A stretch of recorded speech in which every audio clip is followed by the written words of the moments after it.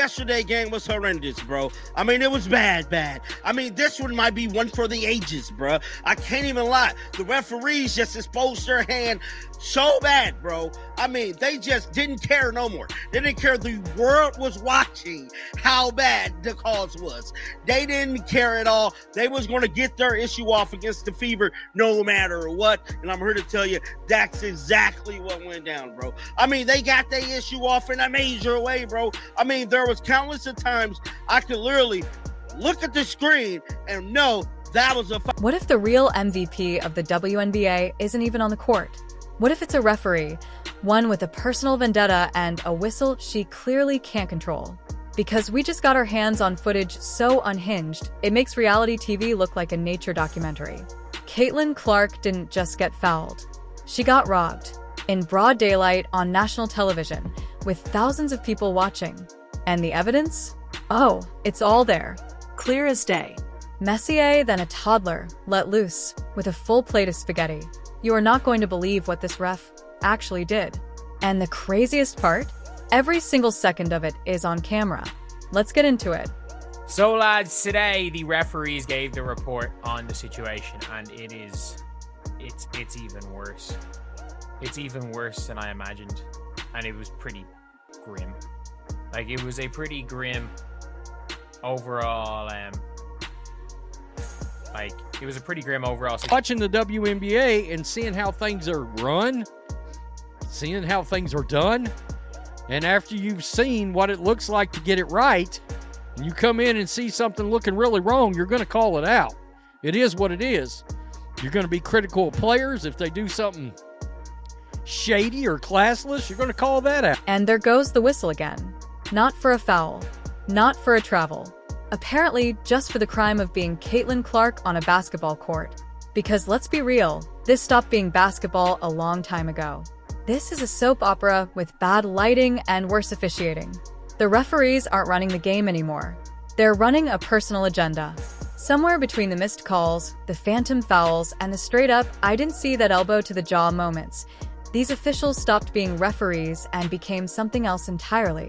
Call them what they are, chaos agents in striped shirts, handed a whistle and zero accountability. The punches land. The refs blink. Caitlin Clark hits the floor. The refs shrug. And somehow, someway, the whistle only blows when she breathes too loud. I wanted to share with you guys an article that I found that honestly gives us so much insight into the WNBA referees, how they are hired, how much they make, and there's one section that really stood out to me, and they break down essentially why they are making the calls that they make, and they also talk about the influx of new fans flooding to the WNBA. They talk about Caitlin Clark a little bit. This article to me was really telling. It actually came out in January, but it was published by SB Nation, and it's entitled How WNBA Referees Are Scouted, Trained, and Held Accountable. The audience isn't confused anymore. They're done. Burnout. Over it. This isn't suspense building towards some dramatic payoff. This is sabotage, slow, deliberate, and happening in plain sight. Game after game. Call after call. Because crooked officiating isn't just costing teams wins. It's bleeding the joy out of a league that was supposed to be having its biggest moment ever. Fans show up, on their couches in the arenas glued to their phones, hoping to watch elite athletes compete at the highest level. Instead, they're getting improv theater with a referee pulling the strings. Think about it like this. Imagine tuning into a cooking competition, watching a chef pour everything they have into a stunning 3-tier masterpiece, and then some judge just casually walks over and unplugs the oven. No explanation.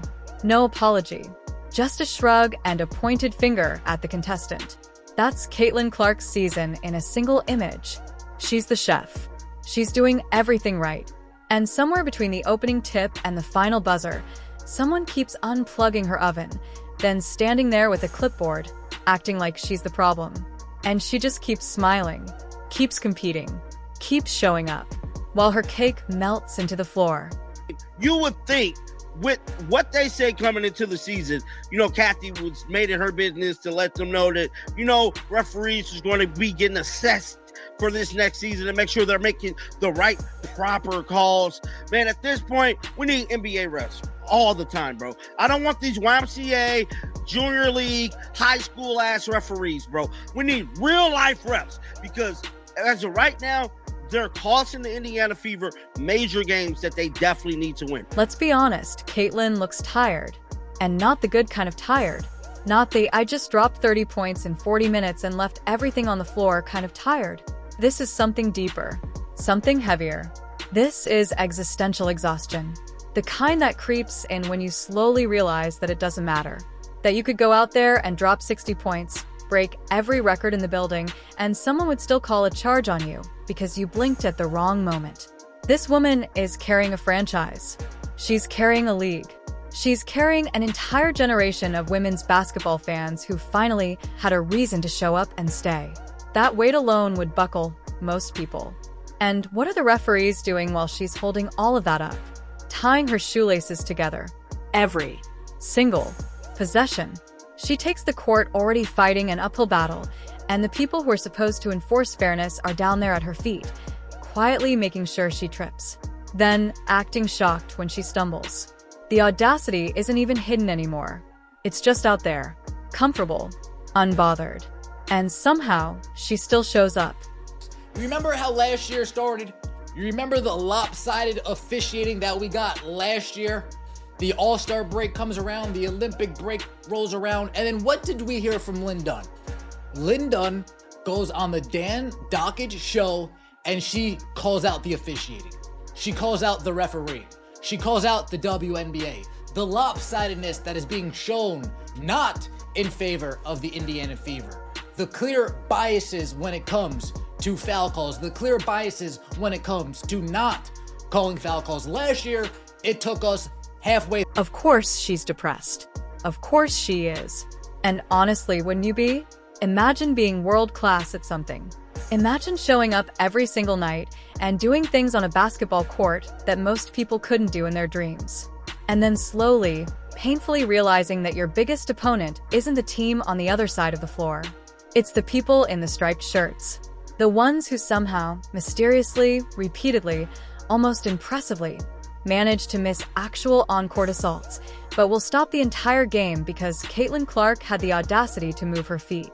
Like she's violating some unwritten rule that says you're not allowed to be this good, this marketable, and this undeniable all at once. The treatment isn't just unfair. It's cartoonishly unfair. It's Caitlin accidentally walked through a portal into a dimension where logic is illegal unfair. And then there's Coach Stephanie White. This woman did not lose her cool. She donated it, surrendered it entirely to the universe, and walked away from it at full speed. She looked like she was auditioning for a live reboot of Whose Line Is It Anyway? Except every single prompt was, react to another call so bad it should be a crime. She was pacing. She was yelling. She was turning progressively, visibly, magnificently redder, a human thermometer measuring pure, concentrated injustice in real time. It stopped being coaching. It became a live masterclass in what gaslighting looks like when it's happening to someone right in front of you, and everyone can see it, but nobody with a whistle seems to care. Because the refs weren't even trying to hide it anymore. They weren't officiating. They were freestyling, making it up as they went, inventing rules on the fly like it was jazz night at the officiating club, and the theme was, let's see how unhinged we can get before someone stops us. Spoiler. Nobody stopped them. Things a little bit holistically. I think Caitlin Clark is a really hard player to officiate, much like Diana Taurasi was throughout the course of her career, for a couple of reasons. Caitlin Clark regularly gets picked up in the full court. She also gets blitzed more over the course of her career than any player in WNBA history or in that period of time. And she also creates some contact herself on the offensive end of the floor. She is very difficult to officiate because of all of the contact that's happening around her all of the time. That being said, I was in contact with a number of WNBA coaches yesterday about this topic of the officiating in the WNBA, and all of them said it needs... There's simply no other way to say it. Caitlin Clark is being treated like she committed a felony against the sport, when all she actually did was save it. She made basketball appointment viewing again.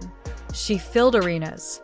She brought cameras, headlines, and an entirely new generation of fans through the door. The WNBA wanted visibility. Well, Congratulations. You've got it. And now the referees are standing in that spotlight like vampires who just got hit by a sunrise, blinking, panicking, completely unprepared for what actual scrutiny feels like. Because they didn't account for any of this. They didn't expect the fans. They didn't expect the replays. They certainly didn't expect millions of people to start watching closely and asking uncomfortable questions. But here we are. And now every bad call becomes a meme before the whistle echo fades. Twitter has slow motion breakdowns of every flop denial, and every logic-defying call dissected from 17 different angles before the next possession even starts. And somehow it keeps escalating. Caitlin drives for a fast break. Whistle. She makes a clean steal. Violation, apparently. She exhales too aggressively while standing in the key. Technical foul. somehow. Meanwhile, the other team is out there staging a full UFC promotional event on the court and collecting nothing but high fives and clean whistles. It's like the referees picked up the WNBA rulebook, put it down, and replaced it with a choose-your-own-adventure novel, where no matter what page you turn to, no matter what path you follow, Caitlin Clark ends up in detention. Every single Time. And this stopped being about bad calls a long time ago. This is psychological warfare. Systematic, relentless, barely disguised psychological warfare, aimed at a rookie who came into this league with the composure of a 10-year veteran and a target on her back the size of the entire state of Iowa. She handles it. She keeps handling it. But nobody should have to. By sharing that the officiating in the WNBA became as hot button of an issue as any. Heated debates surrounding the league's physicality dominated the headlines, particularly when Indiana Fever star rookie Caitlin Clark was subject to several intentional fouls. Now, they also brought up Game 5 of the WNBA Finals. We actually made a whole video about that as well because there were some suspect calls at the end of that game, and a lot of people felt like the WNBA Finals were actually